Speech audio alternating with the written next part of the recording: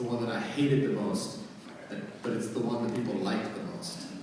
So I don't understand this whole, it was great, it was close until the end. We didn't know what would happen. It was the year that I rode across the field. It was the year I hit the kid with the musette bag. So all this drama happened. I absolutely hated it. And everybody else comes up and says, no, I loved it. So.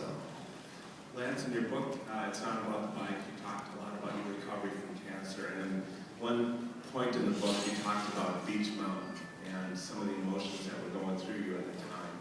Can you just kind of talk about that and tell us about what you're really thinking there? Well, it was, Beach Mountain was, for those of you all in the room who aren't familiar with it, that was back in, now in cycling we have the Tour of California, we just had the United States Pro Cycling Challenge in Colorado. But back in the day we had the Tour de Trump, and then that evolved into the Tour de Pont. Beach Mountain was the big uphill finish in North Carolina in the Tour de Pont. It was a race that I won 2 times. I won on Beach Mountain, I think a couple times.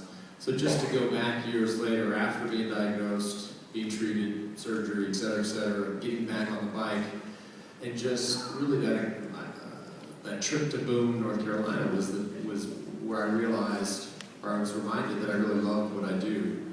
I loved this gift or whatever you want to call it that I've been given, and to go back on those roads. And this was a good 18 months or 2 years after the race. The names were still painted on the roads. It was almost like a flashback, and you find yourself just pedaling harder and harder and harder. And, it was an interesting time for me because I was just trying to decide whether or not I actually wanted to race again. So those days were critical to making the switch, at least the switch in my head to say, okay, I'm coming back for good. So before cancer, you are in tour stage winner, but you were built differently. If you not had cancer, how do you think your career would play out? Different? No, I would have continued to be the style of ride. Cycling, you have different styles of riders. You have sprinters, you have classics riders, you have tour riders, you have time trials, you have all these different categories. I would have just probably continued to focus on the classics, focus on races like Liège and Flèche Wallonne or Flanders, or maybe even a Roubaix later on in my career. But I never would have been. The tour came along because it came along as a goal because nobody thought I was going to do anything. But I didn't have any opportunities with any teams. The only team that would take the risk on me was the Postal Service, which is a separate discussion these days. As long as they're around, I don't know. But this was the only outfit that would give me a ride. And they said, you can do whatever you want. So Johan and I said, well, what the heck, let's go try to win the Tour de France.